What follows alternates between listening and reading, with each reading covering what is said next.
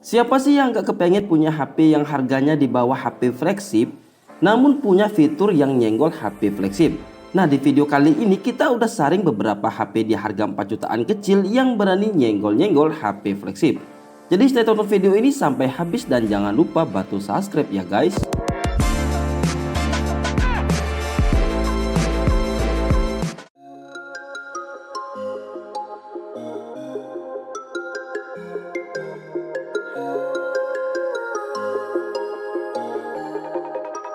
Salah satu kelebihan pertama dari Redmi Note 13 Pro 5G adalah tampilan desainnya yang kian menarik. Tampilannya benar-benar stylish dengan kombinasi material kaca di bagian depan dan belakang dengan warna yang cukup terang guys. Untuk sektor layar, Redmi Note 13 Pro 5G tentu menawarkan kemampuan yang memukau. Spesifikasi ini mirip dengan saudaranya di Poco yaitu Poco X6. Ukurannya sudah cukup luas yaitu 6,67 inci dengan panel AMOLED. Tidak hanya itu, desain bezelnya yang tipis membuat tampilannya terasa lebih lega. Memiliki kecepatan refresh 120Hz dengan resolusi 1220 x 2712 pixel. Next ke dapur pacunya, Snapdragon 7S Gen 2 hadir sebagai mesin utama di HP yang satu ini. Dengan pabrikasi 4 nanometer yang diproduksi oleh Samsung bukan TSMC, sedangkan untuk tenaganya mengandalkan 8 inti CPU. Terdiri dari core Cortex A7 82,4 GHz dan 4 core Cortex A55 1,95 GHz.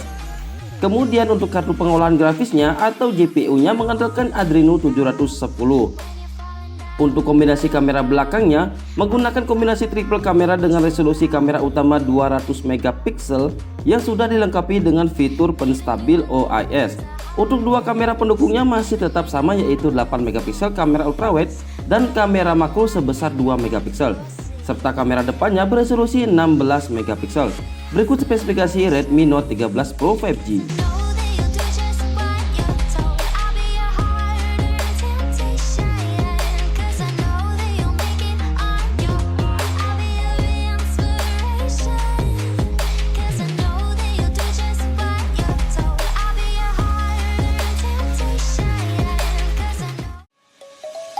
Let's sing a song full of hope, full of pain. Why don't you sing along my friend, for it's our last refrain. Jadi HP kelas mid-range dengan fitur unggulan, Samsung berhasil menarik perhatian di kelas mid-range dengan Galaxy A34 5G-nya. Apalagi di sektor layar Samsung masih tetap mendominasi dari pesaing-pesaingnya. Samsung Galaxy A34 5G hadir dengan layar Super AMOLED berdiameter 6,6 inci dengan kecepatan refresh 120Hz. Resolusinya Full HD Plus dan diklaim punya kecerahan hingga 1000 nits. Kualitas tampilan layar HP ini tidak perlu diragukan lagi guys. Hanya saja sifat refresh rate di HP ini belum adaptif. Lanjut ke sektor dapur pacunya, Samsung Galaxy A34 5G diotaki SoC MediaTek Dimensity 1080. Dimensity 1080 sebenarnya tidak jauh berbeda dibandingkan dengan Exynos 1280 yang dipakai Galaxy A33. Maklum karena keduanya memakai CPU dan GPU yang sama. Namun Dimensity 1080 tetap lebih bertenaga ketimbang SoC bikinan Samsung sendiri itu. Pasalnya clock speed CPU yang meningkat, GPU-nya punya shading unit yang lebih banyak dan kompatibel dengan teknologi memori yang lebih grace bertipe UFS 3.1. RAM dan internalnya menggunakan RAM 8GB, internal 128GB dan 256GB.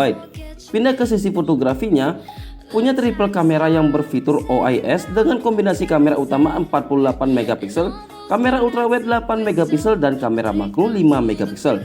Serta kamera depannya beresolusi 13 megapiksel. Berikut spesifikasi Samsung Galaxy A34 5G.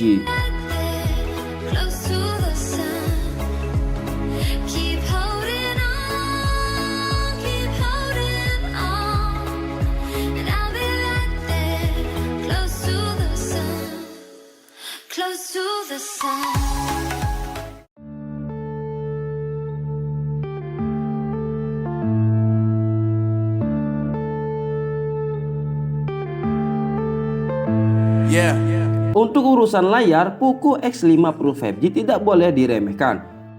Ponsel ini tidak lagi menggunakan IPS LCD melainkan sudah panel AMOLED. Panel layar yang terpasang pun sudah mendukung penampilan 1 miliar warna 10 bits agar aktivitas menonton jadi semakin menyenangkan guys.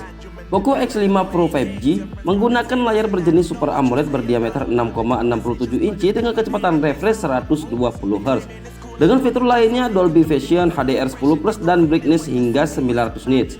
Chipset yang mengotaki Poco X5 Pro 5G adalah Snapdragon 778G yang memiliki jaringan 5G serta fabrikasi 6 nanometer TSMC.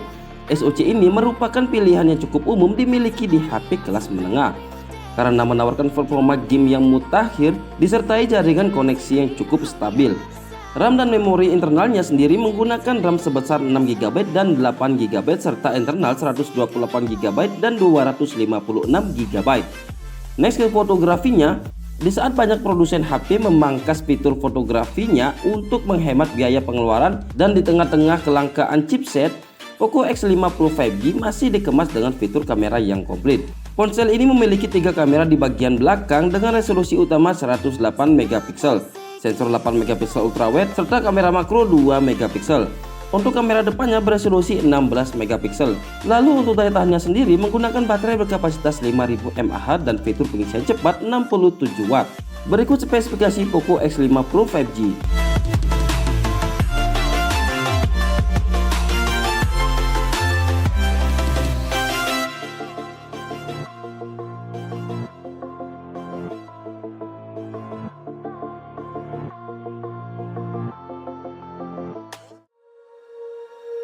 When you feel it's hopeless, when you think that you lost, oh, I will take your hand and we'll rise up. Vivo Y100 5G ditenagai oleh SoC Snapdragon 4 Gen 2 dari Qualcomm.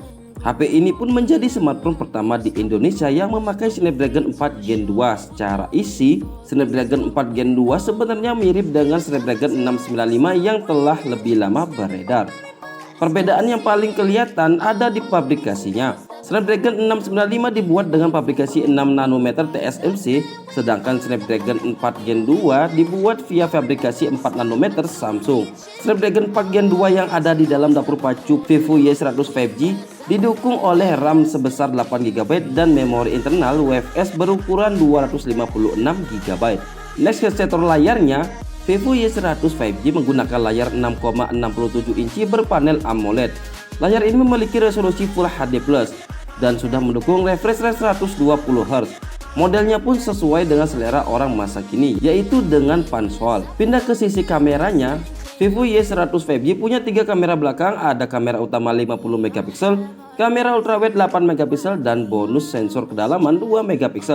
Sementara itu di layarnya terdapat kamera depan 8MP. Hadirnya kamera ultrawide di HP ini perlu diapresiasi guys. Vivo Y100 5G dibekali baterai berkapasitas 5000 mAh. Kapasitas tersebut umum untuk smartphone zaman sekarang dan tergolong sudah besar.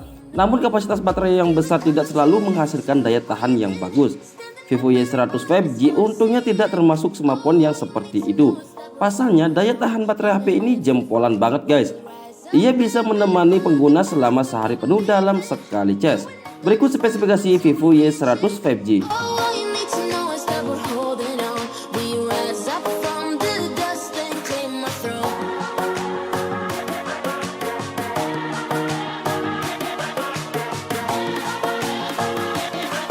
We rise up from the dust and claim our throne.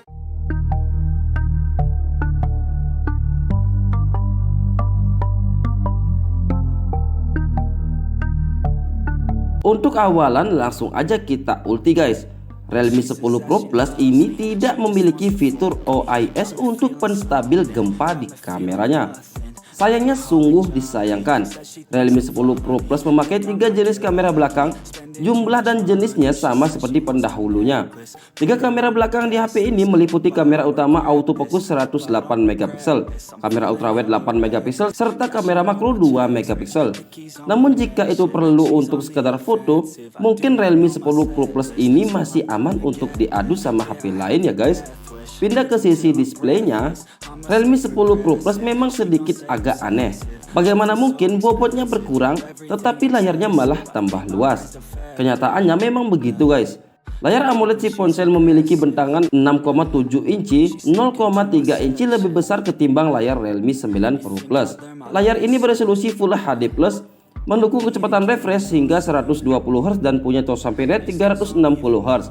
Untuk dapur pacunya, Realme kembali memasarkan sektor dapur pacu pada SoC bikinan MediaTek, yaitu Dimensity 920. Sebenarnya Dimensity 920 dan Dimensity 1080 punya performa yang mirip.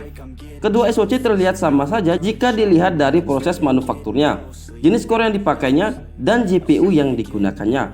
Namun Dimensity 1080 bisa dibilang sedikit lebih baik ketimbang saudaranya itu. Nah, untuk baterainya sendiri, Realme 10 Pro Plus menggunakan baterai berkapasitas 5000 mAh dan pengisian cepat 67 Watt. Berikut spesifikasi Realme 10 Pro Plus 5G. Always leaves them guessing, they don't know what's next, man. Learned it from the best, man. She loving every lesson with hands-on sessions, points for attendance. She asks a lot of questions, I answer with my presence. I sit back while I'm texting, said she wants to get in, said she'll bring her best friend. Know what happened next, man, you know what happened next, man. Treat her like a guest, man, rolling out the best, man. She had a confession, yeah.